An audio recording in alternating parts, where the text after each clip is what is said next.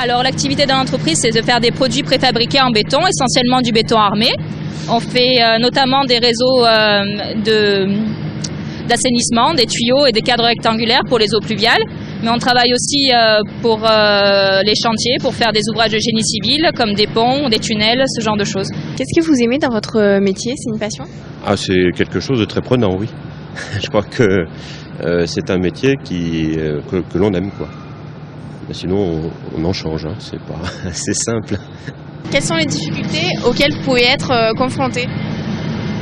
Déjà les aléas de la production, puisqu'il y a beaucoup de conditions qui influent sur notre activité, comme la météo par exemple, sur les difficultés de faire du produit spécifique, où on travaille vraiment sur commande, sur plan, avec des attentes très particulières du client. Bon, les difficultés, on voit que c'est un site qui fait pratiquement 14 hectares. On a des bâtiments qui sont assez grands. Bon, l'été il fait chaud, l'hiver il fait froid. Donc on est quand même dans une ambiance qui est quand même poussiéreuse. Il y a un petit peu il y a du bruit, voilà. C'est un petit peu des difficultés de notre métier, quoi. Quels sont les avantages de ce métier? Les avantages, c'est qu'on s'ennuie pas déjà, on s'ennuie jamais. Sur des métiers qu'on retrouve beaucoup sur les chantiers, on a quand même un confort de travail qui est incomparable. C'est vrai qu'on a des infrastructures, donc on travaille quand même à l'abri. Si, il y a des avantages, il y a des gens qui travaillent en poste, donc ou le matin, ou l'après-midi, ou même des fois parfois de nuit, donc ça leur permet de leur dégager du temps, ou en journée, ou... Bon, ça c'est des questions d'habitude. Et vous formez les gens ici ou ils ont déjà une formation avant de venir? Alors ça dépend des postes. Les caristes, par exemple, lorsqu'on en embauche, ont déjà une formation initiale.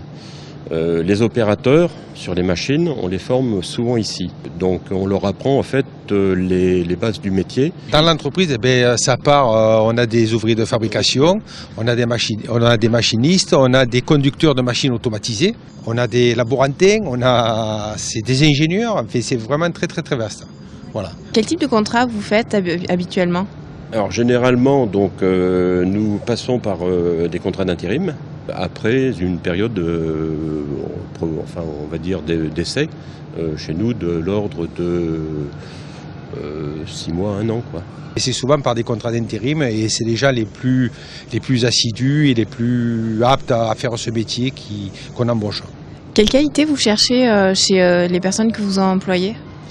La qualité principale, c'est, je dirais, de savoir s'adapter au poste de travail, de trouver les petites astuces, aménage son poste de travail, que ce soit au niveau sécurité, au niveau qualité, pour faire de lui un opérateur complet, quoi. Alors des qualités, évidemment, je pense que la première chose qu'on recherche, c'est d'être professionnel. Quand j'entends professionnel, ça veut dire d'être là, d'essayer de ne pas trop être absent, d'être là à l'heure, parce qu'on fait partie d'une équipe et qu'il faut pouvoir avoir confiance en ses coéquipiers. Et après, le reste, c'est de la formation interne de toute manière et chacun, en se mettant de la volonté, peut arriver à travailler sur les postes qui sont présents sur cette usine. Si le gars est sérieux et s'il veut travailler, il pourra au cours de sa carrière changer de poste plusieurs fois et de progresser les différents échelons qu'il y a au niveau de la société. Quel conseil vous donneriez à un jeune qui débute dans le métier? D'oser faire les choses et de respecter les consignes. Surtout de sécurité. De s'accrocher, de montrer qu'ils sont motivés. Au jour d'aujourd'hui, c'est dur de trouver des personnes de confiance. Et quand on voit un jeune qui arrive, motivé, qui a envie de s'investir, qui a envie d'apprendre des choses, c'est le meilleur CV qu'il puisse avoir. On nous a dit que vous étiez l'une des seules filles sur le terrain, c'est pas trop difficile? Ça facilite les choses avec certains salariés, ça les complique avec d'autres, bien évidemment. Je pense que pour la plupart, ils sont quand même contents d'avoir une présence féminine. Et pour ma part, je suis ravie parce qu'il y en a une deuxième qui va arriver bientôt. Donc ça me fera un petit peu de compagnie. Mais quoi qu'il arrive, l'ambiance de travail est très agréable. Et c'est vrai que c'est un milieu d'hommes, mais on s'y habitue bien. Qu'est-ce que vous pensez de notre démarche aujourd'hui? Je pense que c'est une bonne démarche pour montrer aux jeunes que les choses sont possibles. Donc il y a des entreprises qui sont prêtes à les accueillir. La démarche d'aujourd'hui, c'est très bien parce que vous êtes jeune, au moins vous avez vu un petit peu l'univers industriel, donc c'est une bonne démarche, je pense. C'est très important parce qu'au jour d'aujourd'hui, les employeurs recherchent des CV qui sont très ciblés sur des métiers très spécifiques. Et quand on arrive sur le monde du travail, on ne sait pas forcément où se présenter, on ne sait pas forcément quels métiers vont nous convenir.